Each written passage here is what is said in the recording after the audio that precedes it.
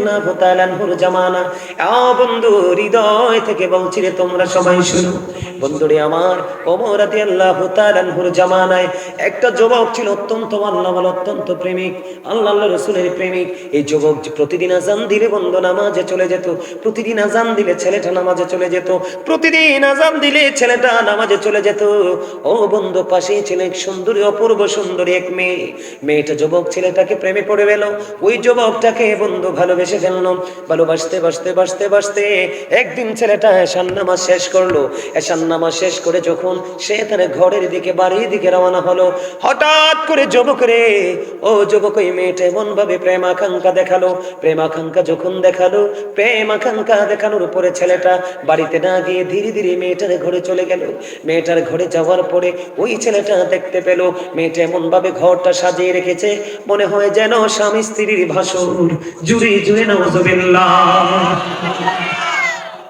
যুবক, আল্লাহ এবং রাসূল ইসলামের রং একটা মানুষকে কেমন করে পবিত্র রাখে, কেমন করে মুক্ত রাখতে পারে রে, আমি তোমাদেরকে বোঝাতে চাই বন্ধু। তোমরা আমার প্রতি রাগ হইও না, তোমরা আমাকে এগেইনস্ট পার্টি মনে করো না। আমি তোমাদের বন্ধু, কারণ আমি তোমাদেরকে বাঁচাতে এসেছি। এই জন্য আমি তোমাদেরকে বাঁচাতে এসেছি, কারণ তোমরা অলরেডি আজকে যে মাহফিলে এসেছো, অনেকগুলো অন্যায় তোমরা করেছো। বলে হুজুর কেমন অন্যায়? কারণ টুপি যদি পড়তে তোমার একটা সুন্নাত আমল হয়ে যেত।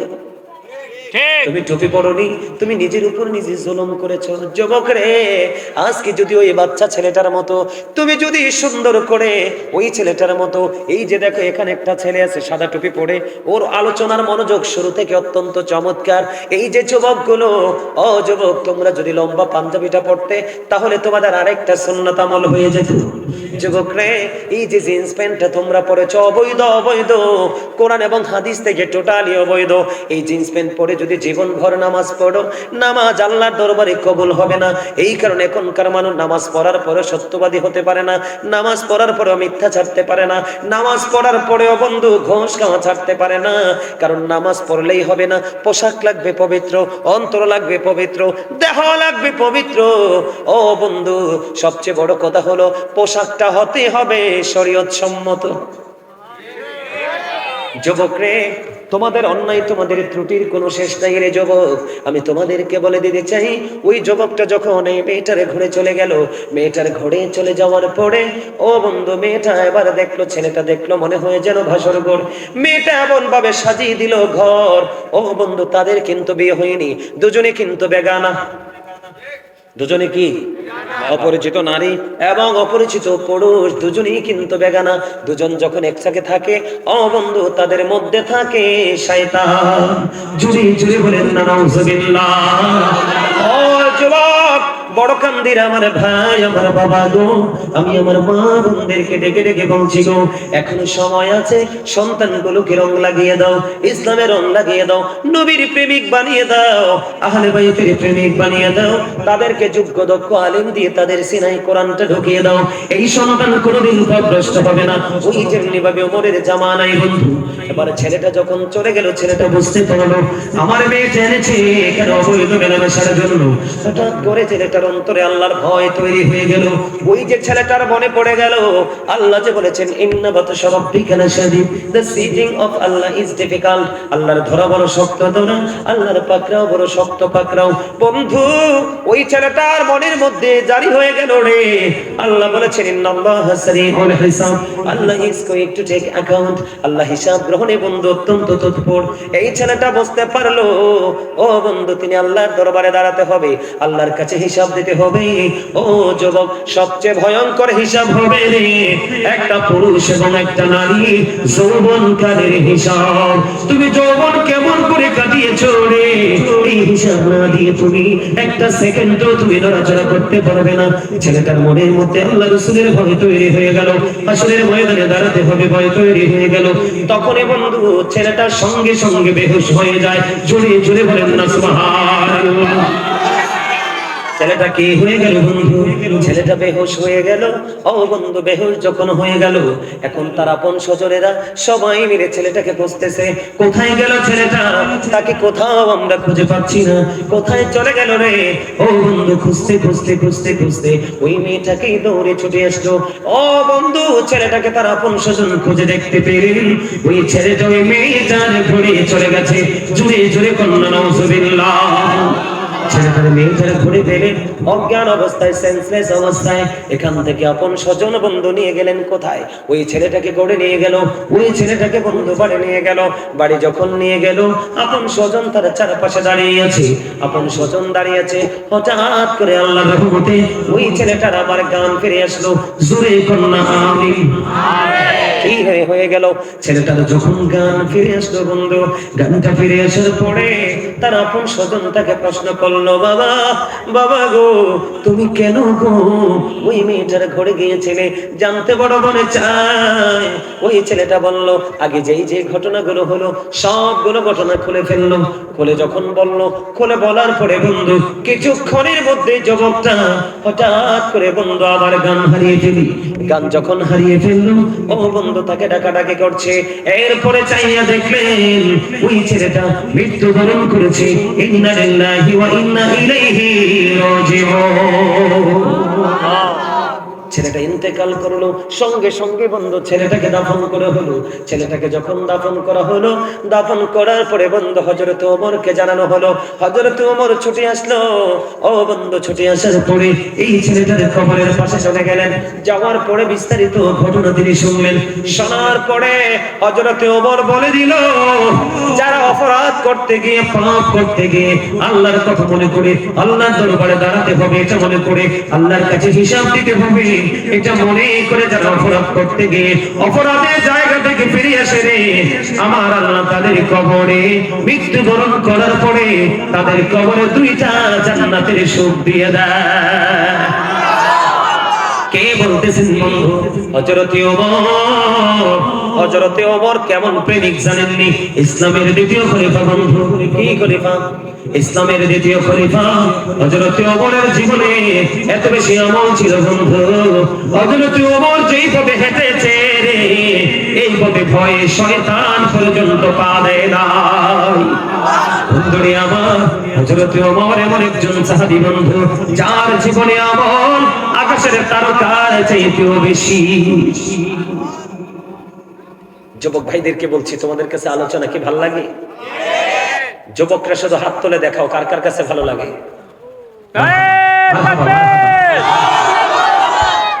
আপনি হেরে দেব সে হাত নামাইতে। নারায়ে রিসালাত, আহলে সুন্নাত ওয়াল জামাত, হযরত মাওলানা গাজী সুলাইমান আল কাদরি সাহেব, হযরত মাওলানা গাজী সুলাইমান আল কাদরি সাহেব। এতক্ষণ পুরো পরিবেশটা এলোমেলো ছিল না? এখন কি ডিসিপ্লিনের মধ্যে আসছে না? সুন্দর আছে না? আমার সামনে যখন আমার মুসল্লিরা বসে, শ্রোতারা বসে, যতক্ষণ পর্যন্ত আমি তাদেরকে কন্ট্রোলিং এ না আনতে পারবো ততক্ষণ আমি হজ করব না। কারণ ইসলামের দাওয়াত এমন একটা গুরুত্বপূর্ণ দাওয়াত, রাসূল বলেছে যেখানে মুসল্লিরা উদাসীন, মানে আলোচনা শোনার প্রতি তাদের মনোযোগ নাই, তোমরা সেখানে ওয়াজ করো না, বন্ধ করে দাও। আমার কথা না ভাই, এগুলো আল্লাহ রাসূলের কথা। বন্ধুরে আমার, ছোট্ট একটা হাদিস আমি এটার সাথে যুক্ত করে দেই রে বন্ধু, তোমাদের শিখার জন্য, তোমাদের বোঝার জন্য। হযরত ওমর এমন একজন সাহাবী ছিল বন্ধু, তাবুক যুদ্ধের পূর্বে আমার রাসূল বললেন তোমরা দান করো। গভীর মনোযোগ যুবক বন্ধুরা। এবার হযরত ওমর মনে মনে চিন্তা করলেন, আমার জীবনে তারা কেমন করে রাসূলকে ভালোবাসতে দেখো। ওই যুবক কেমন করে বন্ধু রাসূলকে ভালোবেসেছেন, আল্লাহকে ভালোবেসেছেন। এবার হযরত ওমরের মনে মনে বন্ধু চিন্তা আসলো, আমার জীবনে কোনোদিন আমি আবু বকরকে হারাতে পারিনি, আমার জীবনে কোনোদিন আমি আবু বকরকে হারাতে পারিনি। জীবনের প্রত্যেকটা সেক্টরে আবু বকর আমার চাইতে অগ্রগামী। আমি আজকে আবু বকরকে হারাবো। জুড়ে জোরে বলুন সুবহানাল্লাহ। কেন গো ওমর, আপনি কেন হারাবেন গো? ওমরের মনে মনে চিন্তা হলো, আবু বকরের জীবনে রাসূল প্রেম, আল্লাহর গোলামি যা করেছে সব কিছুতে আবু বকর চ্যাম্পিয়ন। আমার জীবনে কোনোদিন, এটা কে বলে বন্ধু? ওমর রাদিয়াল্লাহু তাআলা আনহু। তিনি বলতেছেন আমার জীবনে কোনোদিন আমি আবু বকরকে হারাতে পারিনি। আজকে রাসূল বললেন দান করতে, আমার কাছে তো সম্পদ আছে, আমি দান করব। এবার বন্ধু হযরত ওমর তার সম্পদ নিয়ে আসলেন। কি নিয়ে আসলেন? কথা বলেন না। হযরত ওমর সম্পদ নিয়ে আসলেন। আমার রাসূল প্রশ্ন করলেন, ওমর, ওমর রে, ও ওমর, তুমি কতটুকু নিয়ে এসেছো? কতটুকু নিয়ে এসেছো? এবার ওমর একটা ডাক দিয়ে বললেন, ইয়া রাসূলুল্লাহ, ইয়া হাবিবাল্লাহ, নবী গো, আমার যে সম্পদ আছে গো নবী, এখান থেকে আমি অর্ধাংশ নিয়ে এসেছি। আমি অর্ধেক নিয়ে এসেছি, অর্ধেক নিয়ে এসেছি গো ইয়া রাসূলুল্লাহ। আবার আমার রাসূল প্রশ্ন করলেন, ওমর, ওমর রে, অর্ধাংশ নিয়ে এসেছো কয়? তোমার ফ্যামিলির জন্য কি রেখে এসেছো? হযরত ওমর বললেন, নবী গো, আমার ফ্যামিলির জন্য আমি অর্ধেক রেখে এসেছি। এবার আবু বকরকে ডাকলেন, আবু বকর, আবু বকর রে, তোমার খবর কি রে? এবার আবু বকর সিদ্দিক রাদিয়াল্লাহু তাআলা আনহু ডেকে বললেন, নবী গো, আমার সম্পদ যা ছিল গো, আমি সবটুকু নিয়ে এসেছি গো ইয়া রাসূলুল্লাহ। নবী গো, আমার যা ছিল আমি সব নিয়ে এসেছি। তোমার ফ্যামিলির জন্য কি রেখেছো গো? এবার আবু বকর বললেন, ইয়া রাসূলুল্লাহ, ইয়া হাবিবাল্লাহ, নবী গো, আমি আমার ফ্যামিলি পরিবারের জন্য আল্লাহ ও আল্লাহর রাসূলকে রেখে এসেছি। আবু বকরকে হারাইতে পারছেনি ওমর? দেখছেন নি প্রেম? তারাও তো রসুলকে ভালোবাসছে, আর আমরাও তো নবীকে ভালোবাসি। আমাদের প্রেম, এখানে কোনো টাকা পয়সা খরচ নাই। কত সুন্দর জায়গা, কত মনোরম পরিবেশ। আপনারা শুধু একটু বসে রসুল প্রেমের কথাগুলো শুনবেন, পারেন না আবার নিজেকে উম্মত দাবি করে এই প্রেম দিয়ে রসুল পেয়ে যাবেন? নো, ইম্পসিবল, কখনোই সম্ভব নয়। সত্যিকারের প্রেমিক হতে হবে। আমার রাসূল বললেন, আমার জীবনে আবু বকরের সম্পদ যত কাজে লেগেছে, আর কারো সম্পদ আমার এত উপকারে আসেনি, কাজে আসেনি। এবার আবু বকর একটা ডাক দিয়ে বললেন, নবী গো, ও প্রাণের নবী গো, আমার সম্পদ নয় গো, আমার জীবনটাও কন্টিনিউ আপনার জন্য আমি রেডি রেখেছি। সুবহানাল্লাহ, জোরে বলুন সুবহানাল্লাহ। আবু বকর বলে, ইয়া রাসূলুল্লাহ, ইয়া হাবিবাল্লাহ, নবী গো, ও প্রাণের নবী, আমার সম্পদ না গো, আমার জীবনটাও আপনার জন্য প্রস্তুত গো নবী। আপনি চাইলে আমি আমার জীবনটাও আপনাকে দিয়ে দিব। আর বলতেছে, আর চোখের পানি পড়তেছে, বন্ধু আমি ওমরের প্রেম বোঝানোর জন্য এই জায়গায় আপনাদেরকে নিয়ে এসেছি। এবার বন্ধু কি হলো? ওমর এই যুবকের কাছে দাঁড়িয়ে দাঁড়িয়ে বললেন, কবরের পাশে দাঁড়িয়ে দাঁড়িয়ে বললেন, অন্যায় করতে গিয়ে ছেলেটা ফিরে এসেছে। এমন অপরাধ থেকে যারা ফিরে আসে, তাদের ইন্তেকালের পরে তাদের কবরে দুইটা জান্নাতের সুখ দেওয়া হয়। বন্ধু, ওই কবর থেকে আওয়াজ আসতেছে রে, ওই যুবকের কবর থেকে প্রেমময় আওয়াজ আসতেছে। ওমর ডেকে ডেকে বলে, গো, আপনি যা বলেছেন সব সত্য বলেছেন গো। আমাকে যখন কবরে রাখা হলো, কবরে রাখার পরে আমার কবরটা দুইটা জান্নাতের সুখ আমি পেয়ে গেছি। যুবক, এটা তোমাদের শিক্ষার জন্য বলেছি। একটা উপযুক্ত যুবক যুবতী একসাথে থাকলে কি হয় অবস্থা বলেন তো? কেউ কাউকে কি ছেড়ে আসে? কেমন যুবক? কারণ ওই যে তার মধ্যে ইসলামের ট্রেনিং আছে, রসুলের প্রেম আছে, আল্লাহর ভয় আছে, জান্নাত জাহান্নাম কি জিনিস সে জানতে পেরেছে। ঠিক কিনা বলেন? আরো জোরে বলেন না, আরেকটু মহব্বতে। ভাল লাগছে খবর? আরো জোরে বলেন না। এখন শীতের দিন চলছে কিনা? আরো জোরে বলেন না। এখন শীত চলতেছে তো। বন্ধুরে আমার, আব্বাস রাদিয়াল্লাহু তাআলা আনহুর জামানা থেকে একটা তথ্য আমি আপনাদেরকে দেই। যুবক, ইসলামের রং না থাকলে যে অপরাধগুলো হয় সবগুলো তোমাদেরকে আমি তুলে ধরতে পারবো না। গুরুত্বপূর্ণ কিছু কিছু তথ্য আমি তোমাদেরকে তুলে ধরতে চাই। যুবক রে, আব্বাস রাদিয়াল্লাহু তাআলা আনহুর জামানায় একজন লোক ইন্তেকাল করলো। ইন্তেকাল করার পরে বন্ধু তার কবর খনন করা হলো। কবর খনন করার পরে ও বন্ধু তাকে জানাজা পড়ে কাফন পরিয়ে ও বন্ধু তাকে কবরে রাখতে গেলেন। কবরে যখন নিতে গেলেন, এবার তার আপন স্বজনেরা চাইয়া দেখি তার কবরের মধ্যে জীবন্ত একটা জানোয়ার উপস্থিত। জোরে জোরে বলুন নাউজুবিল্লাহ। কি উপস্থিত? জানোয়ার। অত্যন্ত ভয়ঙ্কর কথা, ঠিক কিনা বলেন? এবার তার আপন স্বজনেরা আমার দিকে তাকান। যুবক, আমার দিকে তাকান। এবার কি করলেন? ও বন্ধু, ইনস্ট্যান্ট তারা আরেকটা কবর তারা খনন করলো, কারণ আমি আমার আপন স্বজনকে জানোয়ার সহ কবরে দাফন করব না। ও যুবক, এবার কি করলেন? আরেকটা কবর খনন করলেন। আরেকটা কবর খনন করার পরে আবার ওই কবরের মধ্যে চেয়ে দেখলেন আরেকটা জানোয়ার। নাউজুবিল্লাহ। জোরে করুন না নাউজুবিল্লাহ। বন্ধু, হৃদয় খুলে শোনো গো, অত্যন্ত গুরুত্বপূর্ণ। এই কারণে আমি বলতেছি, লা তাকবালু সালাতুম বিগাইরি তুহুর ওয়ালা সাদাকাতিম মিন গুলুল। পবিত্রতা ছাড়া কোনো ইবাদত কবুল হয় না। হালাল টাকা না হইলে দান সাদাকাও কবুল হয় না। এই জন্য তোমাদেরকে বলতে চাই, যুবকরে, আবার তারে দাফন করতে যখন গেল, আবার গিয়ে দেখলো ওই কবরের মধ্যে আরেকটা জানোয়ার। নাউজুবিল্লাহ। এবার কি করলেন? না না না না, এমন ভাবে একজন মানুষকে জানোয়ার সহ কবরে দাফন করা যায় না। এবার কি করলেন? আব্বাস রাদিয়াল্লাহু তাআলা আনহুকে ডাকা হলো। এবার আব্বাস রাদিয়াল্লাহু তাআলা আনহুকে যখন ডাকা হলো, বন্ধু ওই কবরস্থানের পাশে আসলেন। আয়েশা দেখলেন সত্যি সত্যি তার কবরের মধ্যে জীবন্ত জানোয়ার। এবার আব্বাস রাদিয়াল্লাহু তাআলা আনহু সব তথ্য জানলেন। প্রথম কবরে জানোয়ার, দ্বিতীয় কবরের মধ্যে জানোয়ার, তৃতীয় কবরের মধ্যে জানোয়ার। আমাদের মধ্যে কিছু নামদারি মুসলমান আছে, তাদের জীবন চলার স্টাইল আসলে সত্যি জানোয়ারের মতো। কথা বলেন না কেন? আছে না নাই? বন্ধু, আমি এই ওয়াজগুলো সচরাচর করি না রে। এই আলোচনাগুলো তোমাদেরকে দেখে করছি। এই কারণে আজকের মাহফিলের মতো এত যুবক আর কোনো মাহফিলে পাওয়া যায় না। আজকে মুরব্বী নেই, সবগুলো যুবক। এবং তোমরা ধৈর্য ধরে শুনেছো, গভীর ভাবে খেয়াল করলে যুবক, আমি তোমাদেরকে কি বলে দিতে চাই রে যুবক, হৃদয় করে শোনো, হৃদয় করে শোনো। এবার আব্বাস রাদিয়াল্লাহু তাআলা আনহু পুরো ঘটনাটা শুনলেন। শোনার পরে বললেন, না না না, এখান থেকে আর তাকে সরানো যাবে না।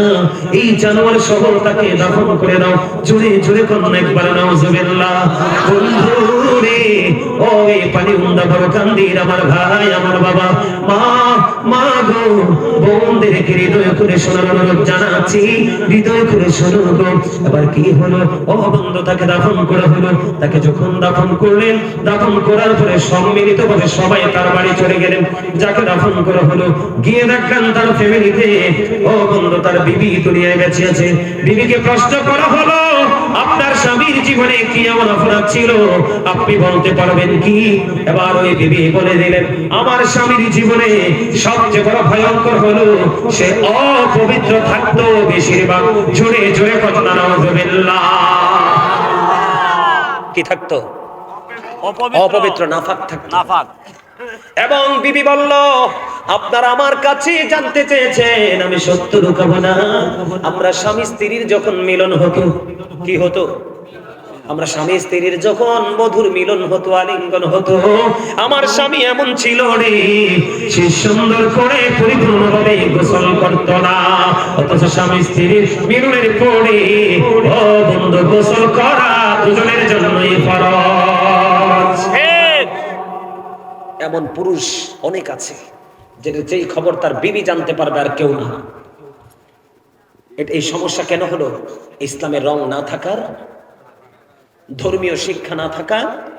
তাই তো আমি আরো কিছু তথ্য আপনাদেরকে তুলে ধরতে চাই, দিবেননি? কথা বলেন না, নিতে রাজি আছেননি? যুবক, যুবক রে, হৃদয় খুলে শোনো রে যুবক, যেই সমস্যাটা তোমাদের মধ্যে বেশি দেখা যায়, কাউসার ভাই ওই দিন জানেননি? তোমরা রাগ হইও না, সত্য বলছি। ওই দিন প্রোগ্রাম থেকে ফেরার পথে আমি প্রস্রাবের বেগ হলো, প্রস্রাবখানায় গেলাম। যুবক রে, বিশ্বাস করো, আমি প্রস্রাব করতে বসতে পারি না। কেন পারি না জানোনি?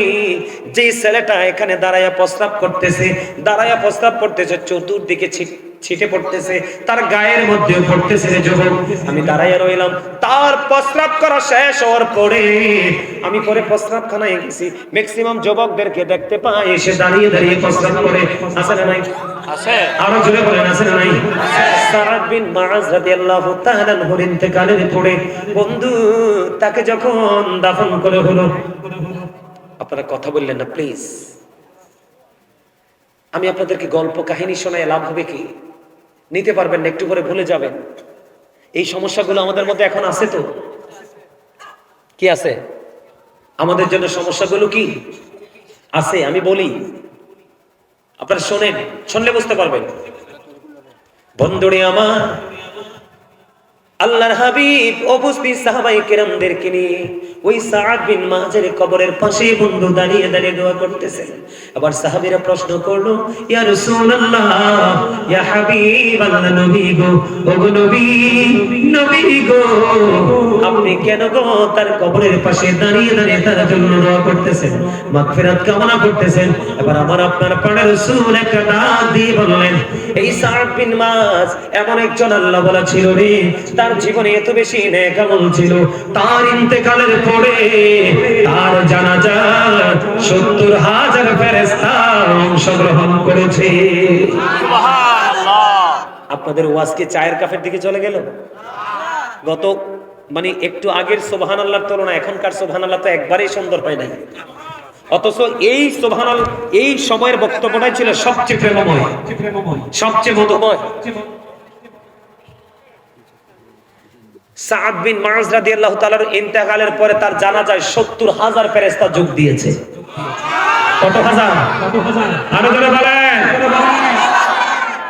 আপনারা দেখছেন না কয়দিন আগে বেগম খালেদা জিয়া, সাবেক প্রধানমন্ত্রী বেগম খালেদা জিয়ার ইন্তেকালে কি পরিমাণ লোক জানাজা হয়েছে? দেখছেন নি আপনারা? দেখছেন না? কথা বলেন না। ৭০,০০০ লোক, ৭০,০০০ ফেরেশতা সাআদ বিন মুআয রাদিয়াল্লাহু তাআলা আনহুর জানাজায় বন্ধু অংশগ্রহণ করেছে। তারপরেও কেন রে আমার রাসূল তার কবরের পারে দাঁড়িয়ে দাঁড়িয়ে দোয়া করতেছে, নবী, নবী গো, আপনি বলেছেন গো তার জানাজায় ৭০,০০০ ফেরেশতা অংশগ্রহণ করেছে, তাহলে তো সে অনেক বেশি আল্লাহওয়ালা, অনেক বেশি আমল ছিল গো, অনেক বেশি ইমানদার ছিল। রাসূল বললেন, হ্যাঁ হ্যাঁ, তার জীবনে এত বেশি আমল ছিল, আমার আল্লাহ তার প্রতি সন্তুষ্ট ছিল, কিন্তু তারপরেও তার কবরের পাশে কেন গো দোয়া করছেন? আমার রাসূল বলেছেন রে, তার জন্য দোয়া করার কারণ হলো রে, ইবাদত করেছে ঠিকই, কিন্তু ইবাদত করার পরে পরিপূর্ণভাবে প্রস্রাব করার পরে যে পবিত্র হওয়ার প্রয়োজন ছিল, সে পরিপূর্ণভাবে প্রস্রাব করার পরে সে পবিত্র হতো না, এই কারণে তার কবরে আযাব হবে রে। আমি নবী তার জন্য দোয়া করে দিলাম, আল্লাহ যেন তার কবর আযাবটা, অপরাধটা মাফ করে দেয়।